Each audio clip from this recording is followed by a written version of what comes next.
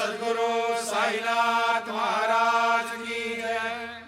श्री सच्चिदानंद सद्गुरु साईनाथ महाराज की जय। श्री सच्चिदानंद सद्गुरु साईनाथ महाराज की जय। Om Sai Ram to all the Sai devotees. By the immense grace of Sri Sainath Maharaj, let us all now continue to heed the biography of great apostle of Sri Sai Baba, Pujya Sri Narasimha Swamiji, narrated in the book As the Flower Sheds Its Fragrance by Dr. G. R. Vijayakumar. Chapter 6, In Quest of God at Sringeri.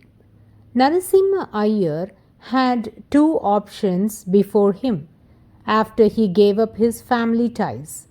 The first one was to go over to the ashram of Sorakai Swamiji, a mystic who lived near Kalahasti, or take up sannyas from his Kulaguru, the Jagadguru Sri Shankaracharya of Sringeri, since by then Sorakai Swamiji had cast off his mortal coil. Narasimha Iyer decided to go over to Sringeri in September 1925. Jagadguru Sri Narasimha Bharati Mahaswamigal, who had blessed Narasimha Iyer as a schoolboy, had attained Mahasamadhi in 1912 itself, and Sri Chandrasekhara Bharati Mahaswamigal had succeeded him as the pontiff. At present, traveling from one place to another is easy, but in 1925 the situation was different.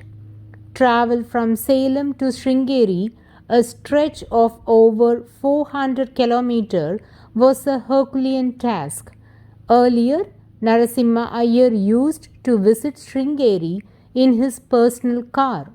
Now that he was a mendicant and had left Salem penniless, we can understand how much of hardship Narasimha Iyer would have faced in reaching Sringeri.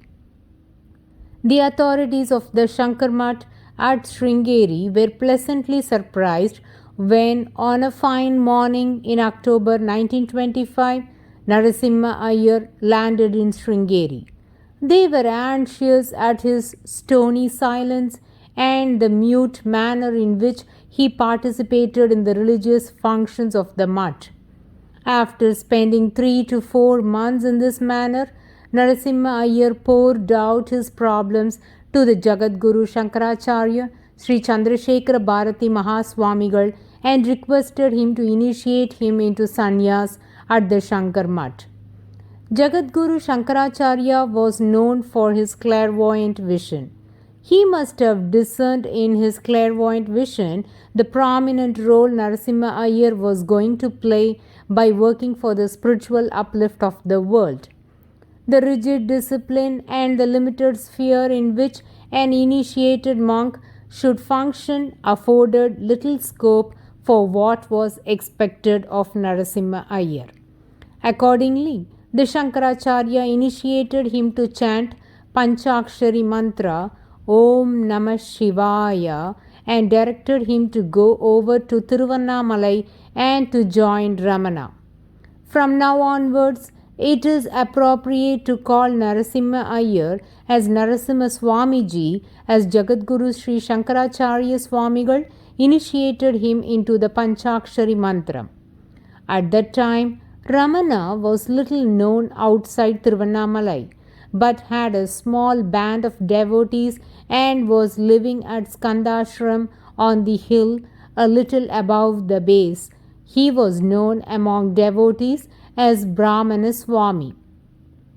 With Ramana Bhagavan, Tiruvannamalai is a highly sanctified place. Here, Lord Parameshwara himself is in the form of a mountain and blessing the devotees. In his holy place, a number of siddhas, sages, and sadhus have sought spiritual recluse. It is authoritatively claimed that if the very name Tiruvannamalai were uttered, one would be emancipated from the cycle of births and deaths. Sri Ramana had chosen this holy place as his abode. Narasimha Swamiji arrived in Tiruvannamalai in January 1926. After visiting the Lord Arunachaleshwara temple and seeking the Lord's blessings, Narasimha Swamiji went in search of Brahmana Swami at Skandashram on the slopes of the hill. He paid his obeisance to Ramana Maharishi and submitted to him the directions given by Jagadguru Shankaracharya of Sringeri and requested him for spiritual guidance. Ramana Maharishi showed him a cave which was behind him and directed Narasimha Swamiji to meditate in that cave on self-enquiry, "Who am I?" Ramana Maharishi held that happiness came from within as a subjective realization of the mind, though many had misunderstood that it depended on external conditions. By wisely adapting to changing conditions and environment, one might preserve a balanced mind. Ramana's answer to any problem was invariably to direct the person concerned to trace the source of the problem and ask, "Who is affected? Who am I?" Narasimha Swamiji fitted within this circle, and he benefited by developing awareness within. Ramana Maharishi had composed hymns of Lord Arunachala, Akshara Manimala, Arunachala Stuti, Panchakam, and Arunachala Ashtakam.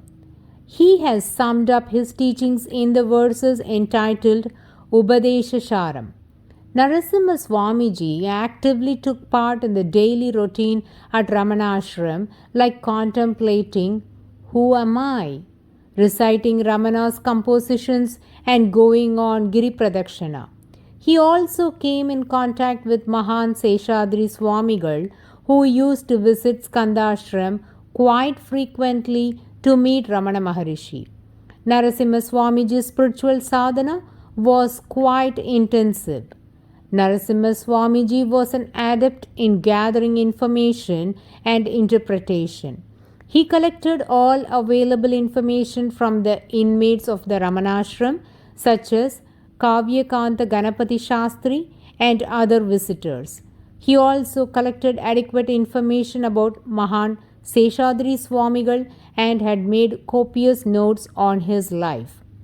One day, Kurumani Narayana Shastri made a casual remark to Narasimha Swamiji about his plan to publish a book on Mahan Seshadri Swamigal. Immediately, Narasimha Swamiji handed over the copious notes made by him on Mahan Seshadri Swamigal to Kurumani Narayana Shastri and requested him to make use of them while preparing the biography of Mahan Seshadri Swamigal. Kurumani Narayana Shastri has acknowledged this contribution of Narasimha Swamiji in his book on Mahan Seshadri Swamigal. Narasimha Swamiji spent 3 years at Ramanashram. His mind did not attain quietness. It was as confused as it was at the time when he left Salem in September 1925. Still, he had a ray of hope that his mind would become still some day or the other. In January 1929, Mahan Seshadri Swamigal cast off his mortal coil. Narasimha Swamiji took part in his final rites. Later in February 1929, Justice Sri K. Sundaram Shetty, a judge of the Madras High Court and an old classmate and later companion of Narasimha Swamiji at the Salem bar, visited Tiruvannamalai. He was surprised to see Narasimha Swamiji among the devotees of Ramana Maharishi. The old friends met at one place after a long time. They reminisced the good old college and professional days. While Justice Sundaram Shetty was taking leave, Narasimha Swamiji handed over the notes he had made on Ramana Bhagavan. Dear Sai Bandhus, we shall now close the 6th chapter of the biography of Pujya Sri Narasimha Swamiji, and the rest will be continued in the next chapter. Bow to Sri Sai. Peace be to all. Om Sai Ram.